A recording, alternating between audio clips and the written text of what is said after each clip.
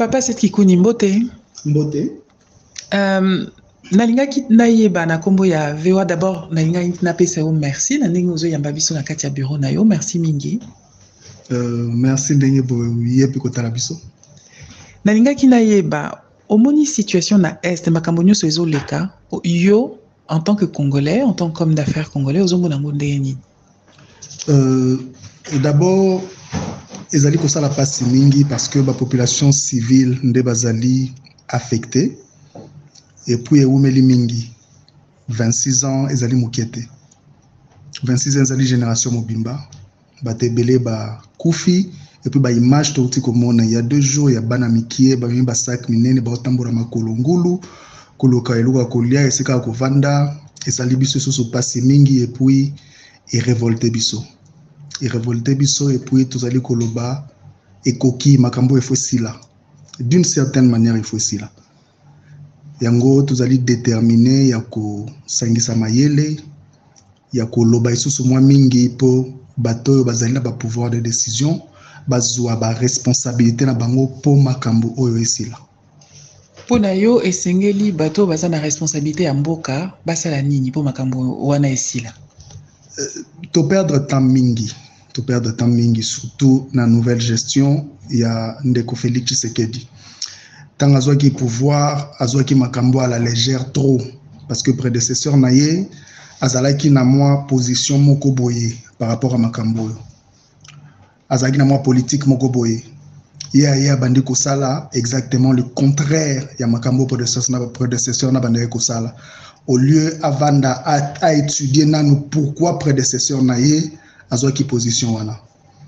Siko to moni a fournir ba effort rebelle atamboli a visiter presque 9 voisins na biso atamboli mokili mobimba alobi ki azongisi Congo na concert des nations mais soko tali makambo ezali koleka na est ezali exactement le contraire ya ba effort fourni to perdre ka mbongo ya pamba parce que non seulement tozaka respecter mais Kagame azali ko se permettre ou le Rwanda visiblement azali ko se permettre ko sala oyo alingi à un moment où biso to rejoindre kutu communauté yaba état africain où le président a tenté ko amorcer dialogue na ba groupes armés et le to déconseiller qui épais donc aponi moment on a pour la makambo wana donc cela veut dire que diplomatie menée jusque là ezali vraiment échec. Alors il faut to revoir to bandela total la stratégie nini ya sika to ko sala pour makambo yo et si là parce que visiblement on to sali jusque là stratégie to sali et simbité. Idée na yo na stratégie, il y a stratégie zani. D'abord en ce moment il faut niveau moko ya fermeté à makasi. Parce que obi vocation ya l'état ezala kozala na bomengo et puis kozala makasi. Kozala puissant et puis kozala riche ndeto lobana lopoto. Alors l'état a koye kozala na ba légèreté moko boete sur certains sujets. Na niveau to komi lelo ndenge balobi mi porte-parole a lobby que ba indice eza makasi que Rwanda tali ko soutenir M23. Alors déjà le bossa kozozana ko renvoyer na l'ambassadeur rwandais bazong ce n'est pas naïe. Donc ba rompre ba relation diplomatique ou bien du moins ba kitisa mon niveau ya chargé d'affaires. Ba rappeler par ambassadeur na biso na mboka et puis ba suspendre l'activité économique ya Rwanda Union sur la République démocratique du Congo. Rwanda zali na ba intérêt économique ebele ko banda na Rwanda Air ti na ba entreprise mususu il faut ba suspendre yango ceux qui va suspendre yango batala siko comment est-ce que to ko organiser armée parce que c'est le mot to lobité armée na biso pe a comme la problème ya confiance parce que vous vous rappellerez cette dernière sortie médiatique du président de la République a critiqué qui batumi balé a critiqué qui armée a critiqué qui peut enseignant ceux qui déjà président de la République tozana kati ya guerre ozali ko critiquer armée kolobaki armée na ça corrompu ezali boye ezali lo mala monter pour la motivation donc ezali eloko moko ya motu ya kosala. Troisième chose na lo bango toujours guerre ezala kaka na mando qui ezala pe psychologique depuis to bandi ko bunda pendant 26 ans je sais que naza autorisé retourna mituna te nazali ko tuna yo est-ce que oyebi ata kombo ya soda moko o ya kufela mboka oyo oto erija neti héros azate Si vous avez bateau bazali na front ba yebi ke bazali ko kufa mboka ngo teza reconnaissant envers bango teza ba ezata na cimetière moko te ba chaka kombo na bango moko potolo ba ke ba bundaki pona biso bazali ba héros ba martyr na biso bazali te bato ba ko bunda ndenge ni parce que bazali ko bunda pona ni bazali ko bunda pepo na ko protéger mboka mais à un certain moment il faut to valoriser bango il faut to koma na culture wana ya ko valoriser bato bazali ko bunda tanga ko bunda ayeba ke soki na kufi comment on a tika éternellement na ba annal na ba monument ya mboka eza na place moko spéciale pour na biso bato za ko bundela mboka il faut tout ça la yango ezali pe psychologique et ko rassembler et ko pesa susu ba soda makasi mingi ya ko bunda eza kali kama mbongo te ya ba moyen te pour ça kali kama ba moyen ndenge président de la république alobaki yango depuis bazui pouvoir ba moyen mingi kende na armée mais ça comme on a toujours ba résultat te. Mikolo Mileki, président Tshisekedi, abandai ko tuna soki il faut to suki sa état de siège. Makanisna yo na sujet wana ezani. Bon, état de siège biso surtout dans l'opposition to critica ki yango parce que tout le monde a qui ba résultat te. Ezani na meko expliquer depuis début interview oyo. Problème ezali ba résultat parce que tozo kende en termes de chiffres. Avant état de siège, après état de siège, nombre de bazali kokufa ezali combien? Motuna yango wana. Alors, tu constates que bazali ko continuer kokufa ndenge bazali kokufa avant état de siège, même plus que ça. Or, état de siège ezali contexte mo ezali ko réduire ba droit na ba liberté ya ba civil. Ce qui ezali ko produire résultat, pourquoi tu allez ko continuer yango? Et ça motuna tozali ko mituna.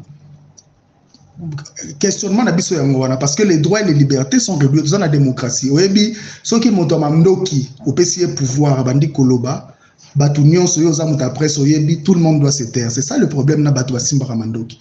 Tout le monde a qui des résultats. Le roi résultat exact et puis contrôle circulation en bon pe ndenge zali ko sala makuna le roi nyonso zali urgence vous allez comprendre que to suggérer qui état de siège et si là et puis tous en a même avis parce que résultat est au monde en até. Après, il y a 2 jours, tout le monde a un résultat. Papa Seth Kikuni, nungu ezali mikolo yo kati na suka mibale na parlement. Likolo ya ko ponanzuzi e uta parlement. Yo moni ndeni. Awa na koloba d'abord comme membre ya opposition. Makambo ya cour constitutionnelle na moment oyo etali bisote. Torobaki yango tangu ba komisaki bien donné Kaluba kuna, basaki on a irrégularité. Ayaki na irrégularité, akei na irrégularité. Donc akenda kindenge ayaki. Siko bakoti na mécanisme mususu na processus mususu pour na kobimisa ya sika. Tout le monde déjà comment est-ce que président de l'Assemblée nationale na Sénat bazali ko benda na pour makambo wana.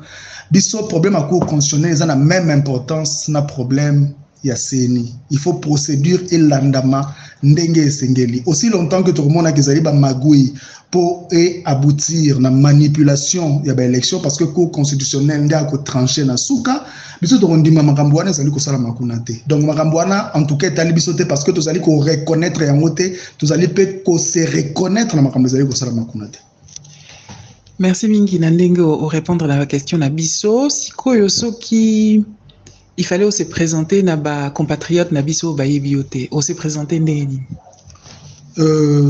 Nazali acteur politique na tchaka candidature en 2018 et nazali ko conserver les mêmes ambitions nazali na processus ya ko créer parti politique na mois de juillet makamunyoso et sili nazali opérateur économique ya mbokoyo voilà na va se présenter bongo je crois que ekoki. Est-ce que etikali mituna moko lingaki na tuna na tunité est-ce que etikali na eloko moko lingi obakisa? Eloko ya kobakisa ezalité c'est vrai que ba actualité ba débat na mboka na so esi la raté.